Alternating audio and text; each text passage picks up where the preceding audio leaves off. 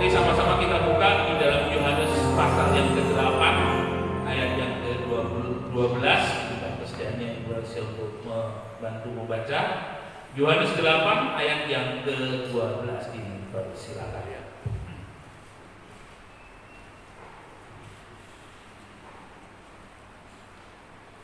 Yohanes 8 ayat 12. Yesus adalah terang dunia. Maka Yesus berkata pula kepada orang banyak, katanya, "Akulah terang dunia. Barang siapa mengikut aku, ia tidak akan berjalan dalam kegelapan, melainkan ia akan mempunyai terang hidup." Ya, terima kasih. Berdirinya Indonesia itu tidak hanya oleh sekelompok golongan, tetapi semua suku bangsa yang ada di Indonesia, semua agama yang ada di Indonesia berjuang untuk kemerdekaan Indonesia. Ada dua hal yang menarik, bagaimana di sana peran gereja, peran orang percaya, meskipun tidak secara langsung, tetapi itu juga memberikan kontribusi, memberikan bantuan, sebuah membantu untuk terbentuknya Indonesia. Yang pertama adalah kisah daripada Bung Karno ketika dibuang di Inde. Inde itu ada di Flores, salah satu kabupaten, salah satu kota yang ada di Flores itu adalah kota Inde.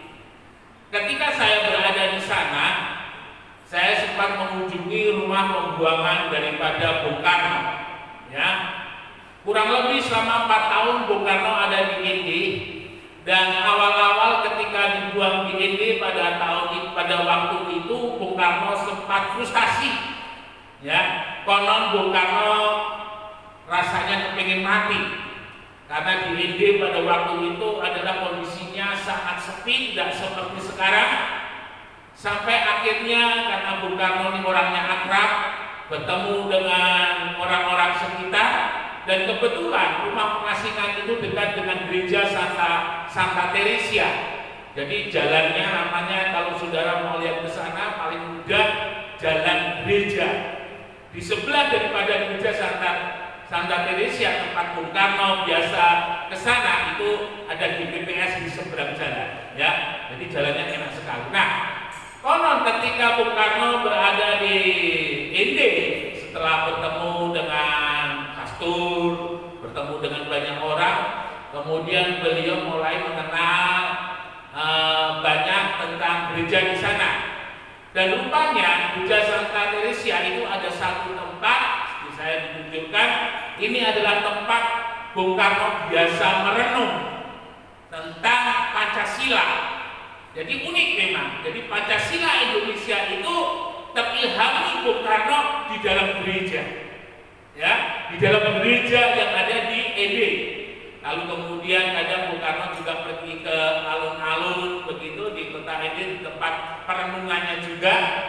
Tapi paling tidak dari sini kita boleh melihat bagaimana campur tangan Tuhan untuk bangsa ini sudah Tuhan tunjukkan dengan memberikan petunjuknya, dengan memberikan hikmatnya kepada Bung Karno sebagai pemimpin yang akan menjadikan cikal bakal Indonesia dengan Pancasila itu terilhami oleh Bung Karno ketika berada di dalam gereja. Lalu kemudian yang kedua, lagu kebangsaan kita Indonesia Raya itu diciptakan oleh Wage Rudolf Supratman. Ya, nama Rudolf seringkali tidak disebut dan hanya disingkat dengan Supratman, dan beliau pun juga orang yang percaya kepada Tuhan. Artinya apa? Artinya sejak berdirinya Indonesia, campur tangan Tuhan baik itu kepada pemimpin, baik itu kepada orang percaya itu sangat besar. Ya, seperti yang disampaikan oleh firman Tuhan, usahakanlah kesejahteraan kota di mana kamu aku buat, di mana kamu aku tempatkan. Ya, karena kesejahteraan kota itu adalah kesejahteraan. Berdoalah untuk kota, untuk negeri di mana kita ditempatkan oleh Tuhan. Hari-hari ini Indonesia di tidak hanya Indonesia tapi banyak bangsa sedang mengalami krisis yang luar biasa. Kita berdoa mudah-mudahan tidak ada krisis di Indonesia, karena jika 2 kali pertumbuhan ekonominya negatif, maka Indonesia termasuk dalam masalah krisis, ya, seperti yang banyak dialami oleh bangsa-bangsa. Nah, Bapak Ibu Saudara yang dikasihi oleh Tuhan, satu hal yang paling penting untuk menjadi berkat bagi Indonesia, ya, untuk menjadi berkat bagi Indonesia adalah bagaimana kehidupan orang percaya itu. Nah, tadi sudah dikatakan bahwa akulah terang dunia, Yesus adalah terang dunia, ya, yang akan menerangi di setiap jalan. Di Injil Markus ada kisah tentang seorang yang buta namanya Bartimeus. Dia biasa berada di pintu gerbang Yeriko, ya, pintu gerbangnya sekarang sudah nggak ada di Yeriko, hanya tinggal beberapa tumpukan batu begitu ketika saya ke sana. Nah, Bartimeus buta ini, kalau saudara memperhatikan orang yang buta, pertama orang buta itu nggak bisa melihat, ya. Setiap hari yang dilihat kondisinya adalah gelap. Itu orang yang buta. Kalau orang buta itu sudah gelap, maka yang kedua dia nggak tahu jalan. Dia nggak tahu ini jalan ini menuju ke jalan yang benar atau menuju ke jalan yang salah. Dia tidak tahu. Ini kondisi buta. Saudara bisa membayangkan bagaimana jika kehidupan orang percaya, orang Kristen, kondisi imannya buta, ya. Jelas dia tidak akan bisa menjadi berkat bagi Indonesia. Bagi dirinya sendiri saja dia tidak bisa menjadi berkat, apalagi menjadi berkat bagi bangsa. Jadi untuk bisa menjadi berkat bagi bangsa, maka orang percaya itu mata rohaninya harus senantiasa dicelingkan oleh Tuhan. Ya, sangat menyedihkan kasus daripada John Kay. Ya, dia dari Ambon, ya, ketika dia baru dibebaskan beberapa waktu, waduh, dia sudah penting ulah lagi. Konon di kampungnya itu, di keluarganya itu ada jarinya itu yang dipotong. Dia orangnya sakit sekali, ya. Jadi kalau boleh saya bilang, John Kay ini ketika dia bebas dari Nusa Kambangan beberapa waktu yang lalu bertobat, pertobatannya sembuh. Dia lebih memilih untuk menjadi buta. Dan sudah lihat ketika orang Kristen, orang percaya, Yesusnya terang, tapi orang percaya hidup di dalam kegelapan, sadis banget. Ya, kita nggak tahu.